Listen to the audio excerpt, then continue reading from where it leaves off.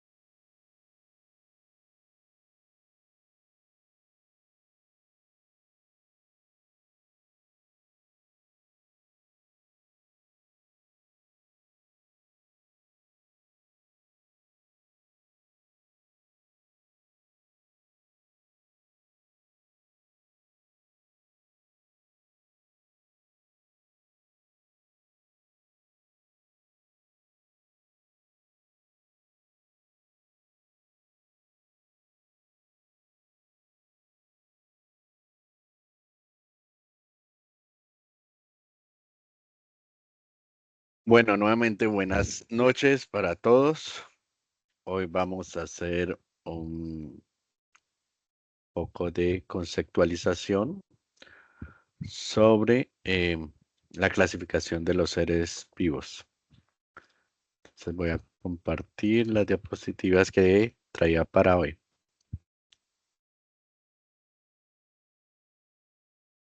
Entonces,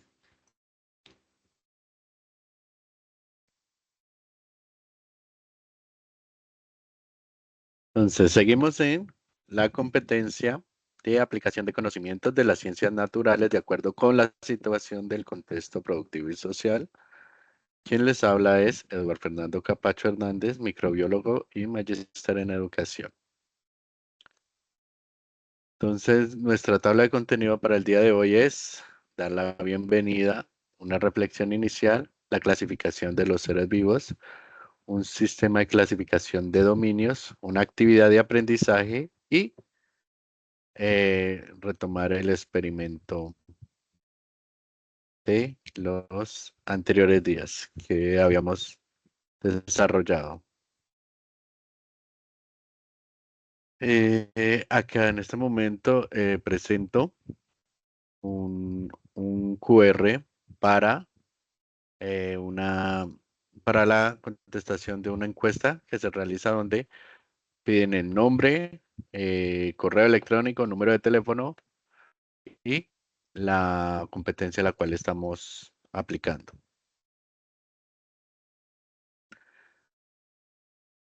Bueno, ya que no llegó nadie, pues entonces vamos a iniciar con la primera parte, que es una línea de tiempo de la historia y la clasificación de los seres vivos. Como principal eh, personaje tenemos a Carl Linnet, que él es un naturalista sueco que sentó las bases de la clasificación de los seres vivos al utilizar lo que hoy en día conocemos como reino, filo, clase, orden, familia, género y especie, ¿cierto? También dio la clasificación de lo que era animal, vegetal y reino mineral en el año 1966. También tenemos en 1866 a Ernest Haeckel, el cual propuso, porque ya hacía falta pues con el uso del microscopio, con los avances tecnológicos, ya empezaron a ver organismos que no tenían células o unicelulares. Por ende, vamos a revisar una línea de tiempo.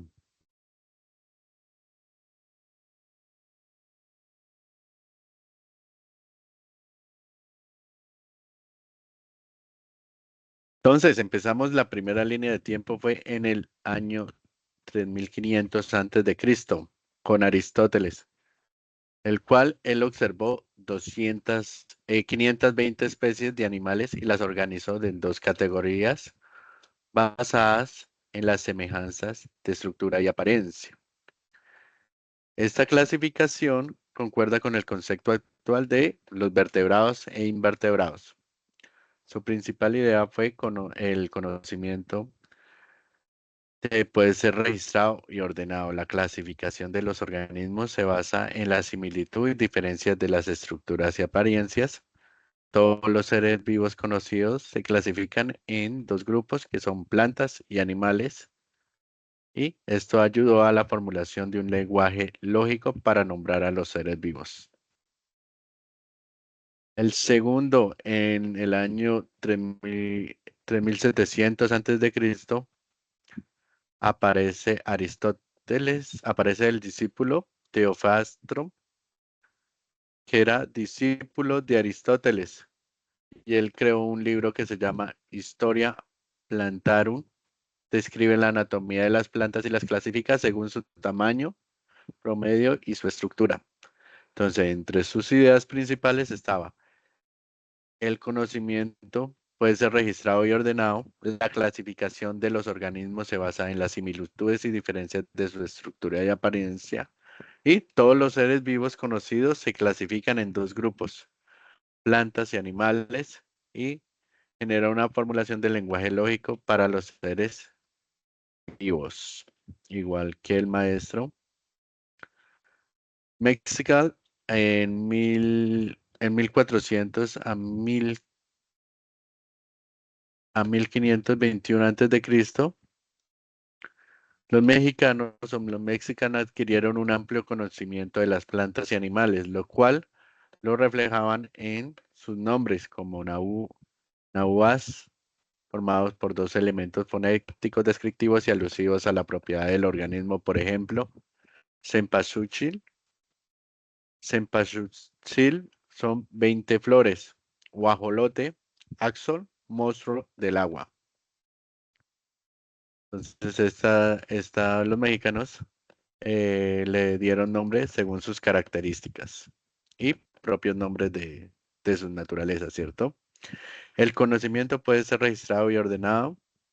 La clasificación de los organismos se basa en las similitudes y diferencias de la estructura y apariencia, y todos los seres vivos conocidos se clasificaban en dos grupos, plantas y animales, y generaban una formulación de un lenguaje lógico para nombrar los seres vivos, ¿cierto? Hasta ahí no había un mayor cambio. En 1626 aparece John Ray, que él era un botánico inglés, inventó un método para clasificar las plantas de acuerdo con las estructuras de las semillas. Fue llamado el padre de la historia natural inglesa. Vivió 200 años antes que Darwin y Mendel, que son los encargados de las teorías de la evolución, y Mendel lo del, del- de la herencia, ¿no? Fue el primero en observar que las especies es un grupo de organismos capaces de entrecruzarse y que las variaciones de una especie son los resultados naturales del entrecruzamiento. Entendió la necesidad de dar un nombre científico y dio a cada organismo un nombre en latín. Imagínense el trabajo. Carlos von Linné, de 1707 a 1778.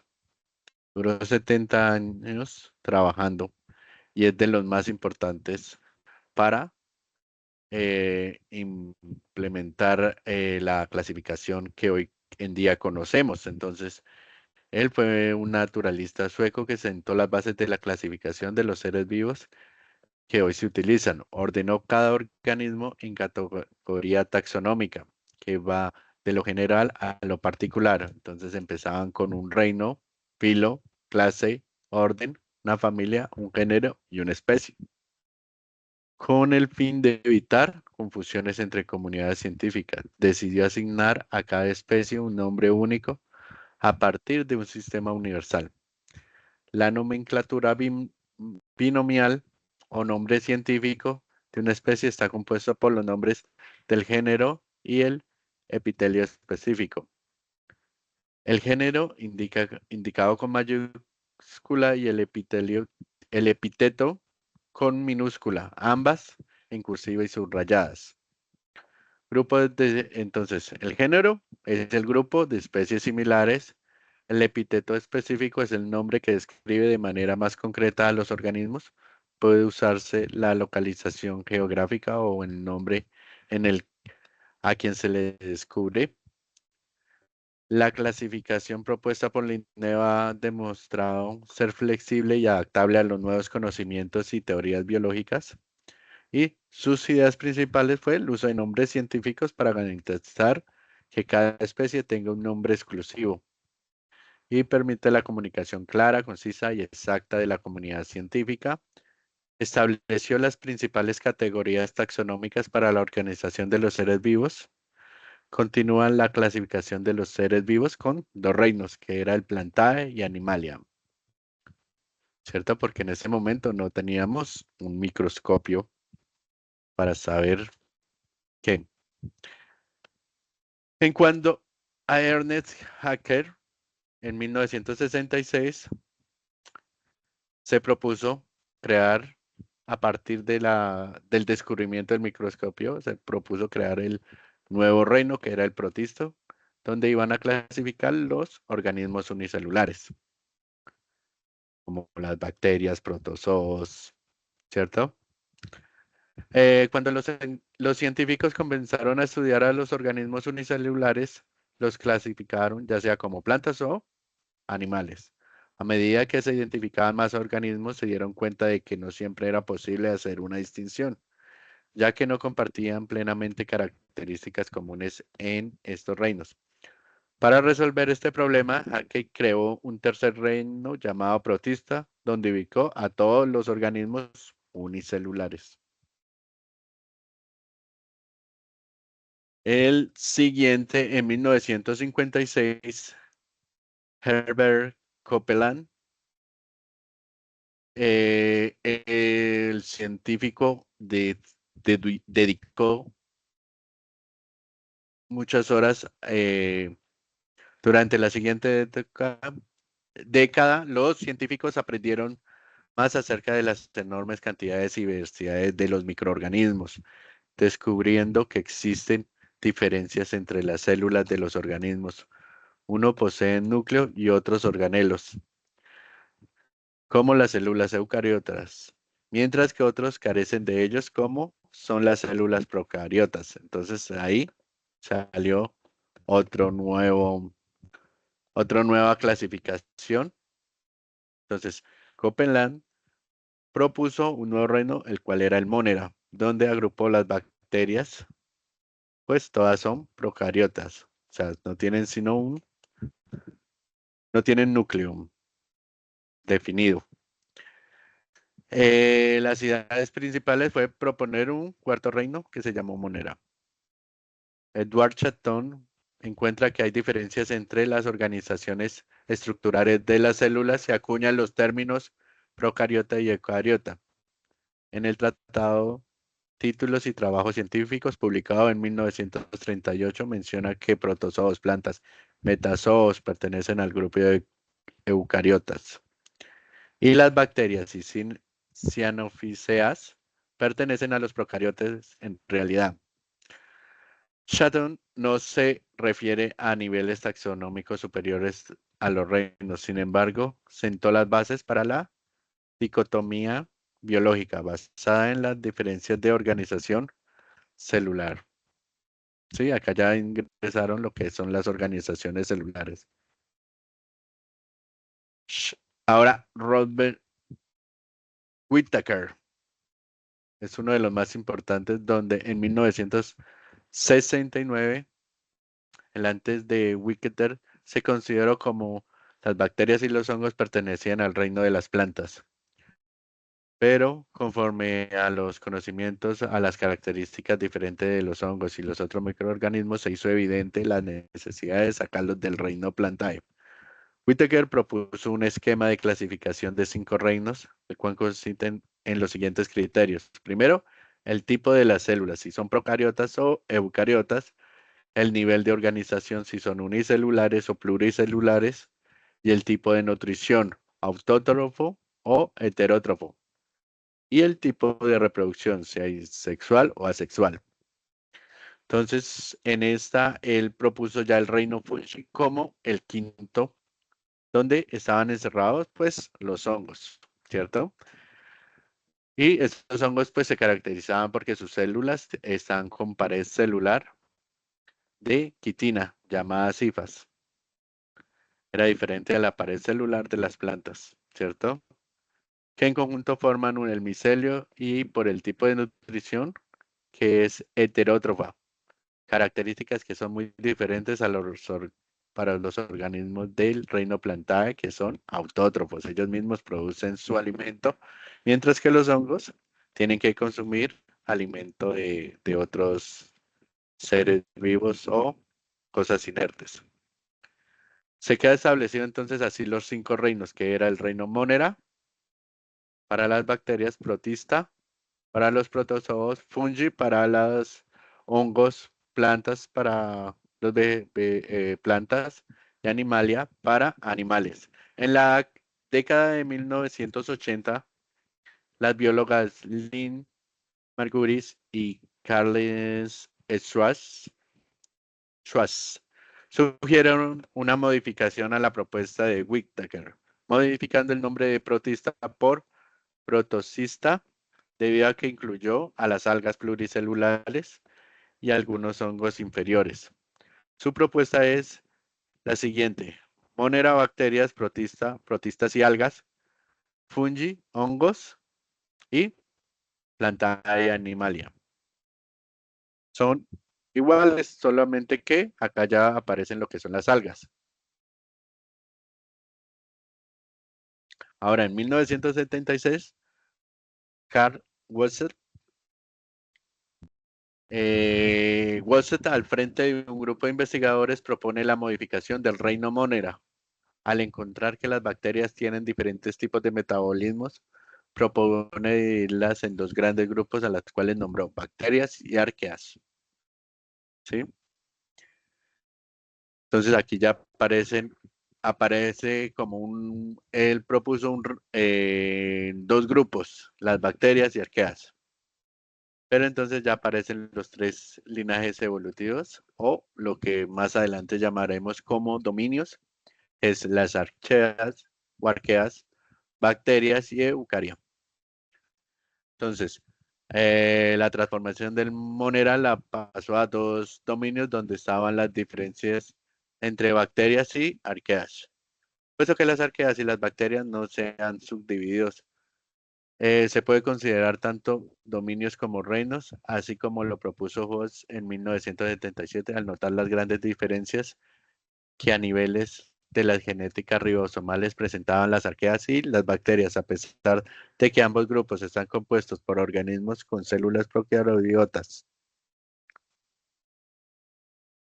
¿Qué se diferencia en las arqueas y las bacterias? En su genética ribosomal, ¿cierto? En 1990, Ernest Walter se opone a la clasificación de Wosh, ya que esta no reconoce la dicotomía natural, procariota y eucariota, establece por el tipo de células que poseen los seres vivos. Mark propone dividir el mundo biológico en dos dominios, procarióticas y dominio eucariota, retomando los términos acuñados anteriormente por Chutton.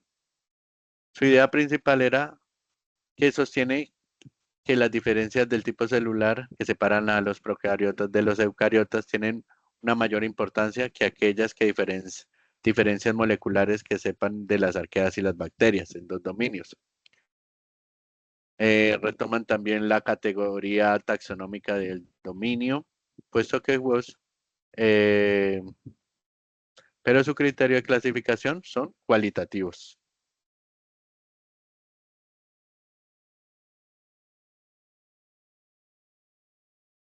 Lynn Margulis y Caroline Swash. Acá ya habíamos hablado, ¿no?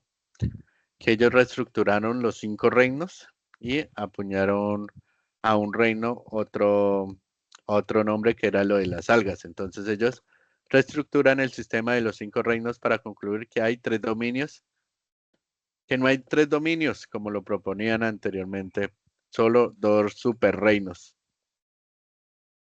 arquea y bacteria. Perdón, los superreinos iban por lo de procariotas y eucariotas. También ellas proponen o se oponen fuertemente a la clasificación de Wosh, argumentando que todos los seres vivos pueden diferenciarse por su tipo de célula.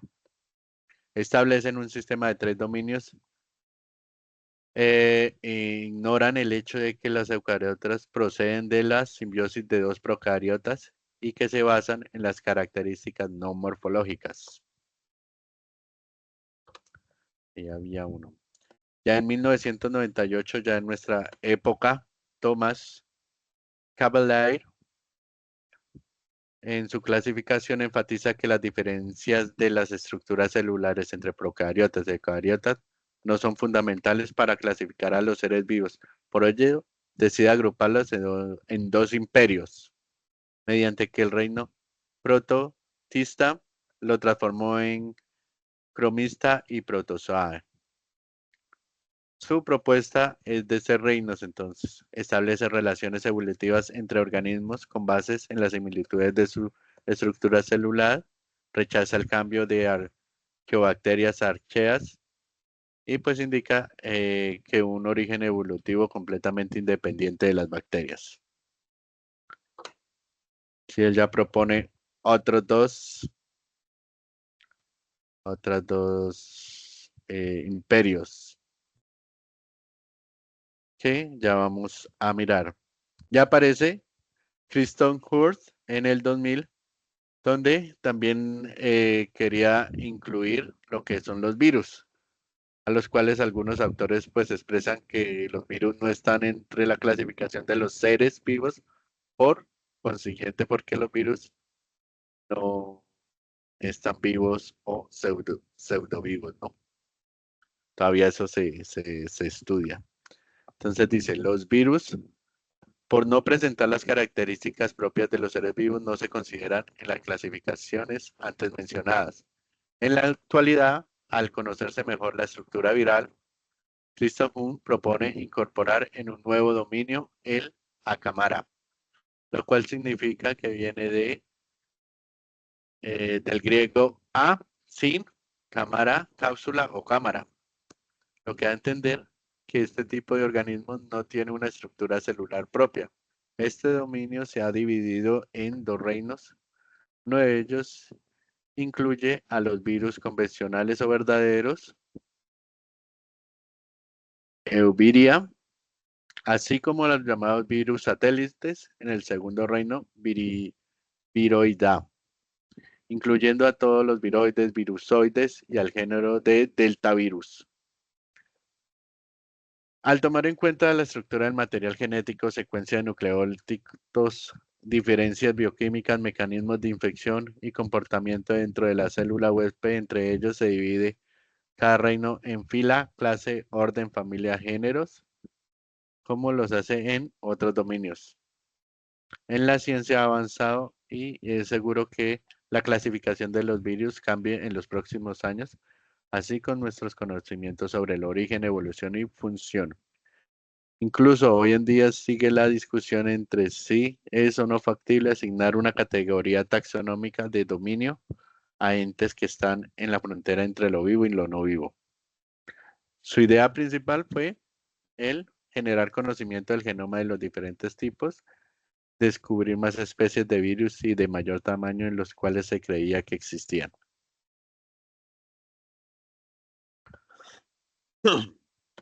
Robert Marzano y John Kendall en el 2007 proponen una taxonomía formada por el sistema de conciencia del ser que determina el grado de motivación del aprendizaje. Estas son una clasificación, pero lógica. Entonces, estas son las líneas del tiempo, la bibliografía.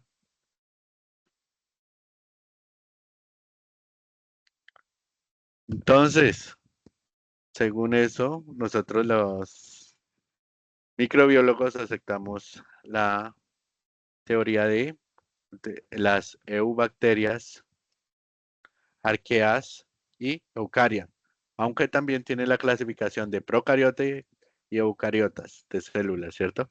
Pero en este caso, se acepta que todos venimos de un ancestro común, tanto las bacterias como las arqueas y como las células eucariotas, ¿sí?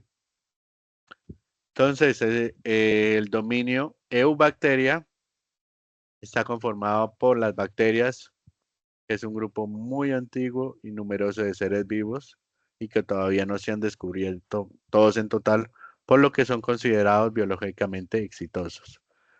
Las bacterias se caracterizan por ser organismos unicelulares constituidos por células procariotas, es decir, sin un núcleo definido, con una membrana, por lo que su ADN es circular y se mantiene en el citoplasma. Ser organismos unicelulares, presentar un ADN circular, mantener su ADN en el citoplasma presentar una pared celular o una pared bacteriana compuesta por peptidoglucanos que les confiere pues la resistencia y le brinda la protección. Ser en su mayoría organismos heterótrofos que se alimentan de sustancias que se obtienen a partir del consumo de otros seres vivos. Ser en algunas especies parásitas de los seres vivos. Se encuentra también en especies de descomponedoras y saprófitas. Y según su forma, pues se pueden clasificar en cocos, bacilos, espirilos y viroides. Entonces, si ven acá las foticos, está el coquito, el bacilo en forma de bastón, los espirilos que están en forma de una espiral y los viroides, vibriones, que son en forma de una coma con su flagelo. En cuanto al dominio de Arquea, estos organismos procarióticos unicelulares surgieron en la Tierra hace aproximadamente 3.500 millones de años. Presentan ADN circular en el citoplasma igual a las bacterias.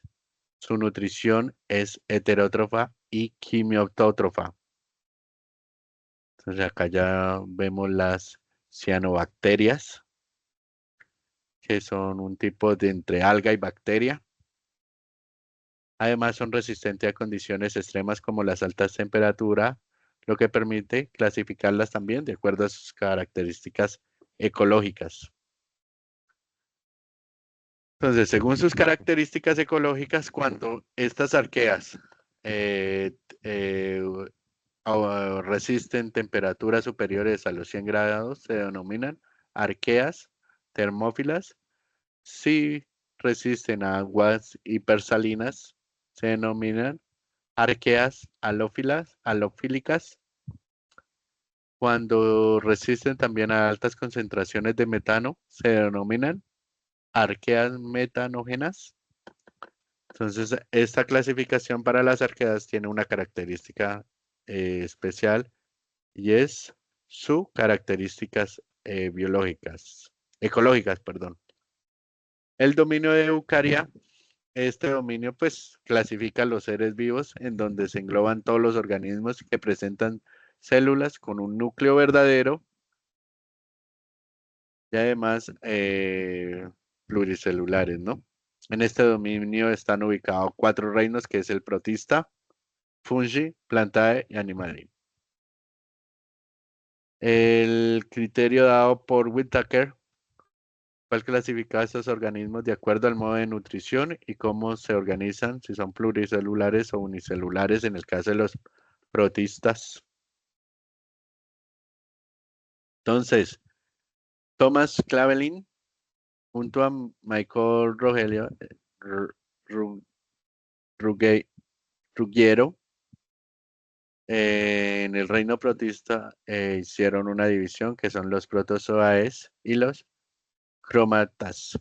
Entonces, protozoaes es a los protozoos, parásitos, ¿sí? Y los cromitas son a los a las bacterias, las microbacterias que utilizan una fuente de luz como su energía principal. Está el reino fungi, que también fue gracias a Lignus mangulis, que los hongos son organismos eucariotas que pueden ser unicelulares o pluricelulares, son heterótrofos y no fotosintéticos, forman espora y carecen de movimiento en todas sus fases del ciclo de vida.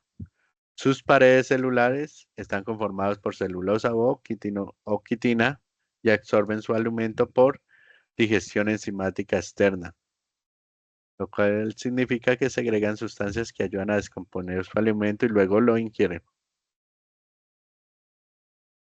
El reino Plantae.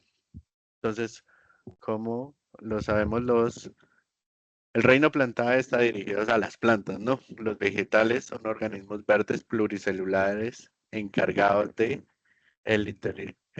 encerrados en el interior de una pared celular compuesta por celulosa.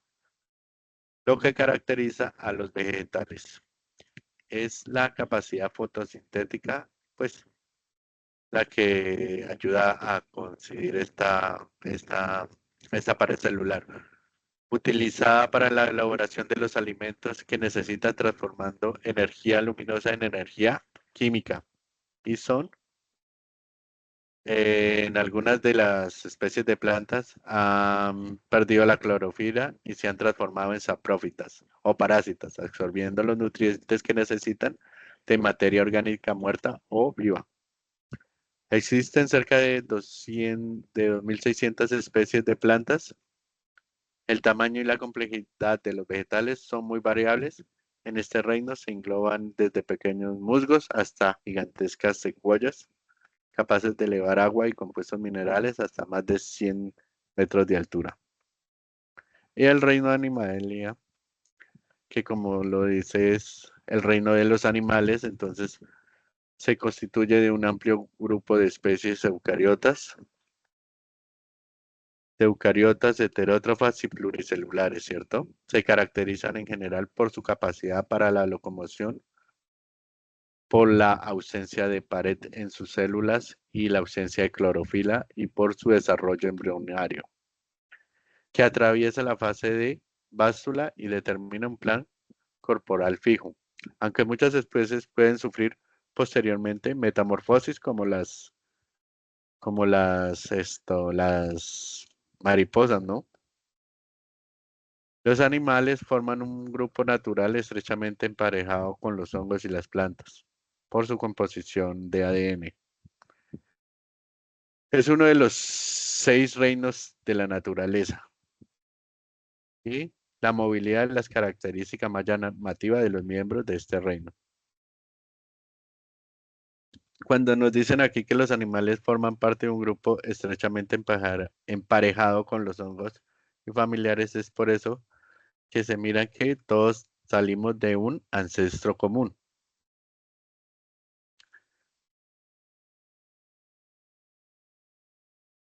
Entonces tenía preparada un quiz para trabajar con ustedes, pero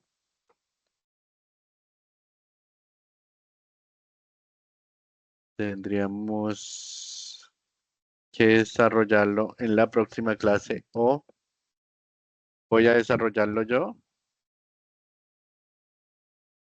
Quiere un participante. Voy a conectarme o no. Lo dejamos para la próxima clase. Seguimos con, esta es una lectura que les traía para trabajar con nuestra primera evidencia, cual me pareció muy didáctica y muy fácil de trabajar, muy elocuente a lo que estamos trabajando de los seres vivos. Recordarles también que entren a la plataforma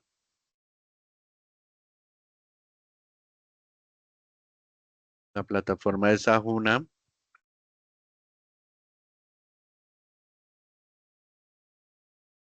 a nuestro curso.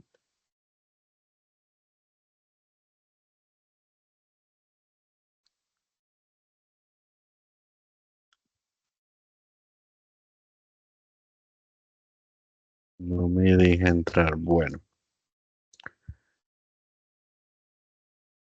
entonces ahí nos pedían un mapa mental. Ese mapa mental nosotros ya realizamos la explicación, pero les voy a volver a replicar la información. ¿Cuáles son los aspectos a tener en cuenta? Entonces, las características de un ser vivo.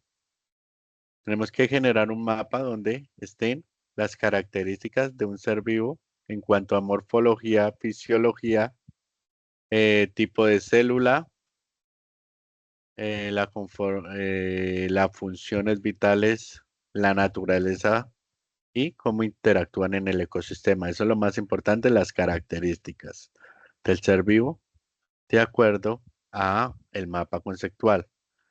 Cómo están conformados los conceptos, las verificaciones, la gramática, colocar fotos, sería ideal. para desarrollar esto. Les muestro el anexo donde aparece un mapa conceptual como ejemplo.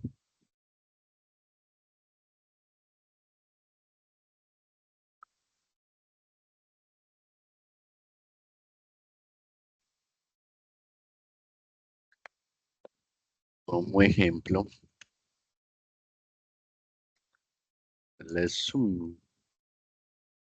y él habla de lo que son los mapas mentales, cómo gestionan los flujos, las foticos, importante, pero entonces nosotros tenemos que estar a un ser vivo, ¿no? Por eso les proporciono este libro, por decirlo así. Se llama Los seres vivos, clasificación y formas de desarrollo. Entonces acá nos habla de su clasificación, de cómo los están clasificando en algunas partes. Eh, las características, cómo las características de los seres vivos sirven para generar como su clasificación, colocarle un taxón. Y también nos aparecen muchas especies o animales que tienen algo distintivo y que se les ha complicado, se ha complicado para clasificarlos. Entonces tenemos, por ejemplo, las esponjas de mar, que las esponjas de mar adheridas al fondo marino utilizan la clasificación de Aristóteles, ¿no? Por decir esto es la plantas acuáticas, se clasifican según Teofasto. Una flor de otoño que es de uso medicinal. La clasifican utilizando ciertos criterios, como son los grupos. Los hongos también lo clasifican dependiendo de qué. Por decir, este hongo es un hongo lignolítico que le gusta la madera.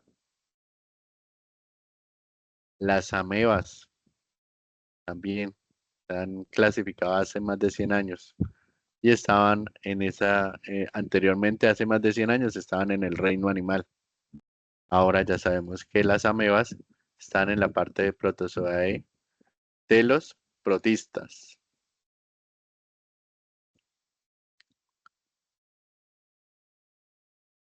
Mira, acá hay una clasificación que utilizaron hasta hace poco, fue la de proponer que los seres vivos en 5 reinos: reino vegetal, reino animal, hongos, reino protista, donde están los paramecios o protozoos y las algas, y el reino monera, que incluye las bacterias.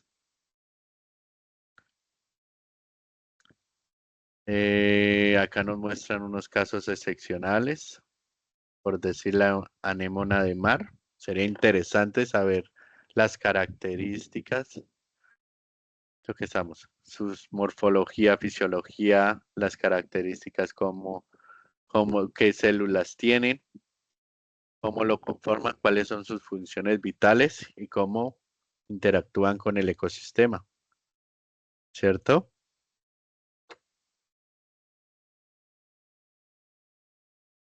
Listo. Entonces yo les envío esta información, este documento se los envío al WhatsApp y ahí ustedes lo leen, lo revisan, si les interesa algún un grupo, algún animal y eso para desarrollar su mapa conceptual, bienvenidos. Mire, están aquí los cóndor, como en las montañas. En las rocas de algunas montañas, debido a las acciones del viento y el agua, se van formando unas cavidades redondas que los cóndor aprovechan para hacer sus nidos en el interior. Las crías se encuentran protegidas del viento. Qué interesante, ¿no? Cuando están en pleno vuelo, con las alas desplegadas, los cóndor miden más de 3,5 metros, cada uno a otro extremo de las alas. Las serpientes, cómo cambian las pieles, cómo hacen vibrar el cascabel está formado por unos anillos que son duros, que están sobrepuestos. Las babosas, los caracoles, hay muchísimos, mira, hay plantas también, ¿sí? Entonces ahí tienen de qué escoger el ornitorrinco. Es un mamífero con apariencia de pato, ¿no? Las avestruces, las clasificaciones, las plantas, la flor de loto, cuyo nombre científico es Nelumboso lucífera, es considerada una de las flores sagradas en el arte y la mitología de la antigua India. Sí, culturalmente también son aprovechados, ¿cierto? Listo, chicos. Entonces, quedamos listos para el mapa mental y recordarles que en la plataforma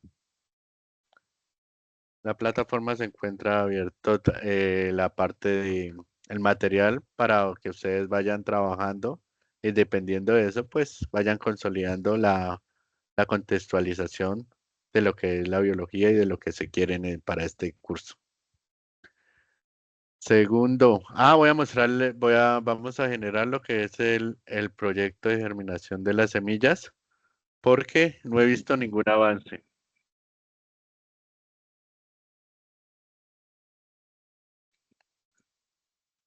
Listo, ahora sí.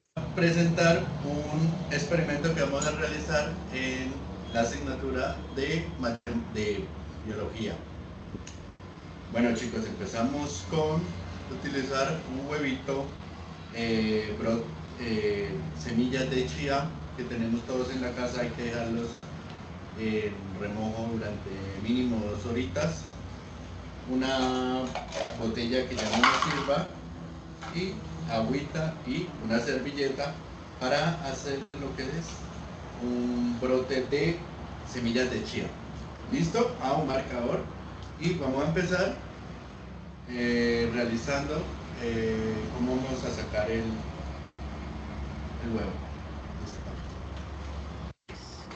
Listo chicos, entonces ya tenemos nuestro En esa parte era huevito hacer abierto, tenemos la dos parte huecos. grande por un ladito, que es donde vamos a introducir nuestra servilleta, y por el otro lado vamos a utilizar el pequeño para poder sacar nuestra servilleta. Con el restante de la servilleta la acomodamos para, como se ve en el video, acá me quedó un poquito más larga, voy a cortar un poquito. Aquí no se me... Aquí no se me... Y quedaría así, entonces como el surpelito, ¿sí? Ahora vamos a hacerle los ojos.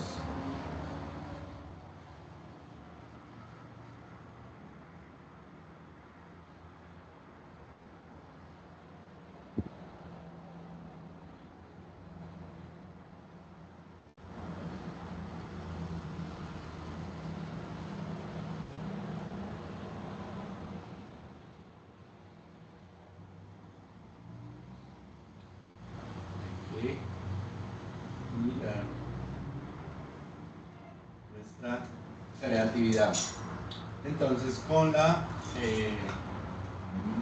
botella que tenemos posteriormente, vamos a cortar y colocamos la base y el atril donde la vamos a instalar, mirando que la parte de abajo toque nuestra agua, pero ahorita la vamos a llenar. Ahora en este momento vamos a proceder a echarle agüita para que nuestra chía, que ya está remojada anteriormente, se nos vaya a pegar. ¿Listo? Y con la ayudita de una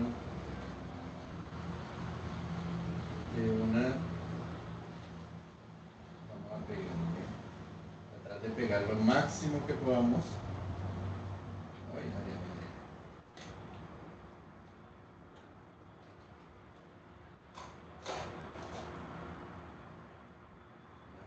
Ya es complicadita, pero si ven, ya se va pegando, ya se nos va pegando, y con eso vamos a empezar a mirar a nuestro huevito.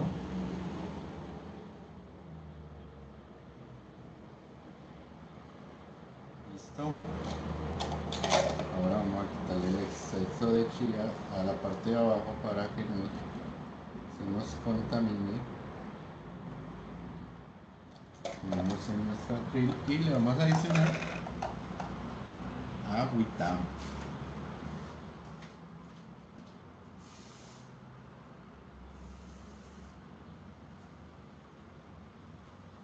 Mucho cuidado que nuestra servilleta pueda ir absorbiendo el agua. Entonces a este nivel quedó en el primer día. Y vamos a revisar todos los días nuestra plantica. Muchísimas gracias y nos vemos dentro de 15 días.